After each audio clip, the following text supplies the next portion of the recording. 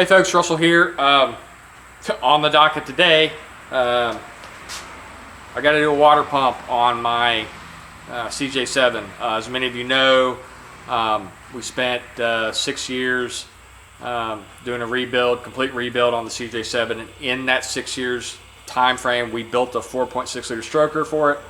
One of the things we put in the stroker was a flow cooler water pump. And for comparison, I'll show you the standard water pump versus the flow cooler real quick. So this is a standard type water pump, standard impeller type. And this is the flow cooler type. So it's really very similar to the Mopar performance ones where they've got the backing plate on it. And of course, this is a billet aluminum piece. The problem we were having, 5,000 or so miles on the Jeep, and I started getting a little bit of coolant drip. Initial thought process, and it was only at certain temperatures, certain times of the day. Initial thought process was lower coolant hose. So we tightened the lower coolant hose, didn't change it, thought maybe there was a kink in the hose or something. Ordered a new hose, put the new hose on, was still getting the coolant leak. Couldn't pinpoint exactly where it was coming from. But it was dripping off from the hose, the lower hose area, and running down the oil pan and dripping off further back. So went through the process, pulled off the fan, belts and everything, and re-torqued the pump. There's 4 bolts that hold this pump in. These 4 here hold the pump in. Went through the process, re-torqued the pump, put everything back together, filled it back up, and sitting still cold, it was leaking. So at that point, I decided we needed to investigate, pull the pump off. Once I pulled the pump off, I noticed that it was a little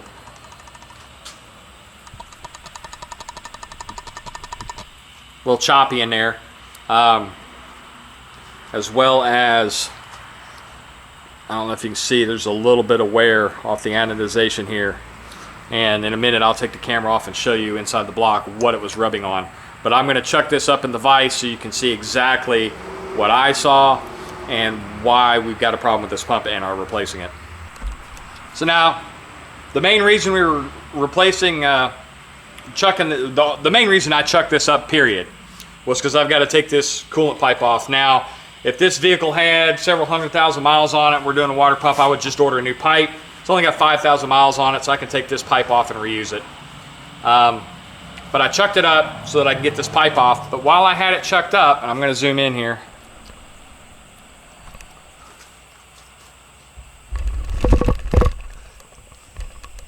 Now, mind you, I don't have a dial indicator set.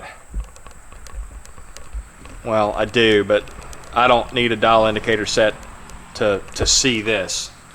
All right.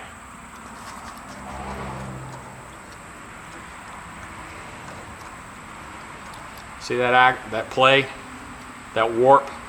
Now there's no, it's notchy, but there's no radial or axial play, but you can see the warp in the impeller.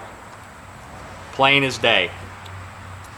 So I suspect that during packaging, manufacture, whatever, this pump got dropped and it warped, and that warp ate the seal, the bearing seal out really fast.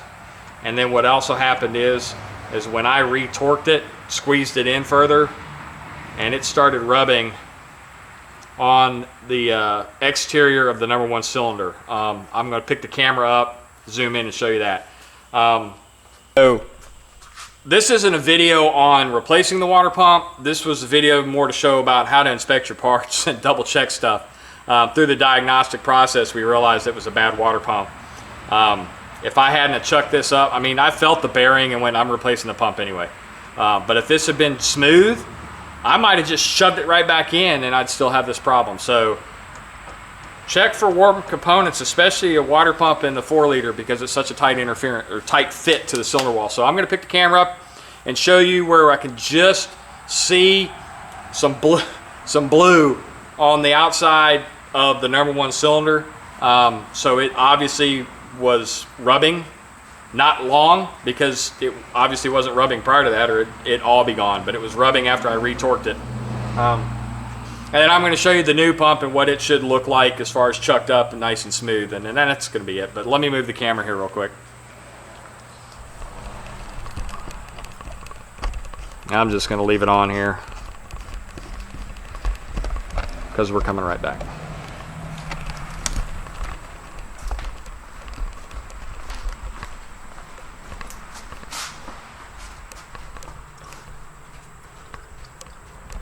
So let's see if I can see if we can do this here. That's the #1 cylinder, and you see how it's machined flat on the exterior there. That's so that the water pump can clear, and you can just barely make out. I don't know if I get the light just right. There we go. You can barely make out a tinge of blue on that cast iron. Now, I'm not worried about that because you know, cast iron's a lot stronger than aluminum, so the aluminum's going to wear first. And I think the wobble was the problem. So I'm going to finish cleaning this up and prep a new water pump and throw it in and be done with it. But here real quick, I'll show you the new pump.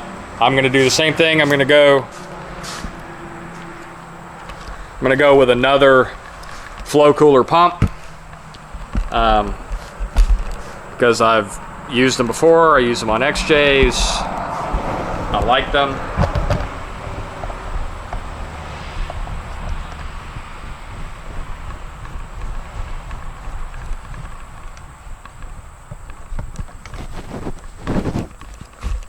There we go. All right.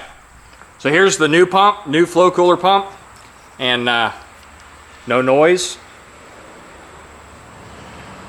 And as you can see, I don't know if I can hold this steady enough. That does not wobble at all. Nice and flat. So gotta be careful with this. Not drop it. I don't think I'm the one that dropped it. I don't remember because it was so long ago when I built that motor. But that's something to note.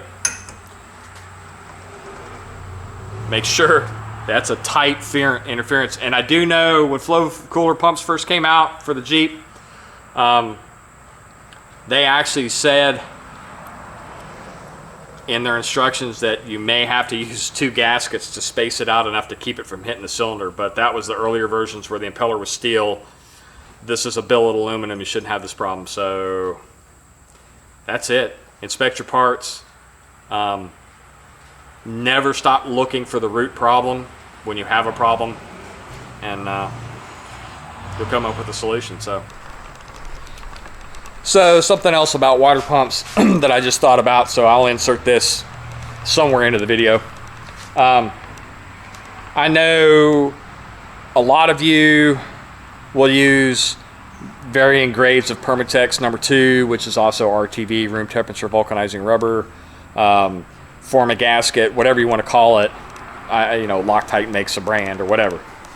On your gaskets. And then some people just say, nope, they're manufactured through the gaskets on dry, do that. Well,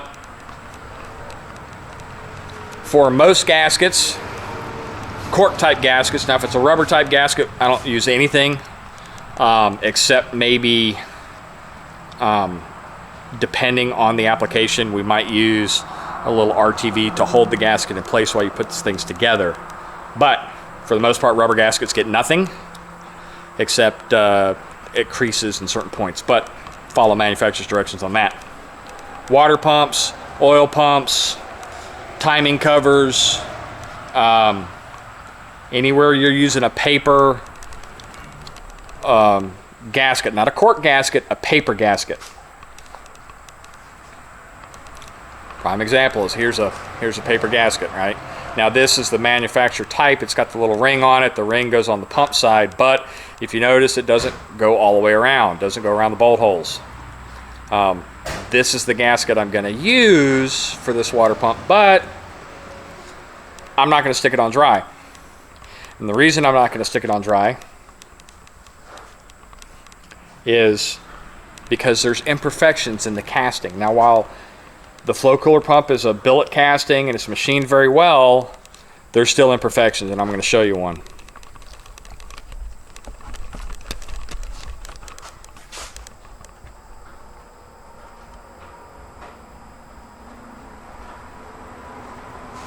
You see that little, looks like a scratch? That's actually an imperfection in the casting.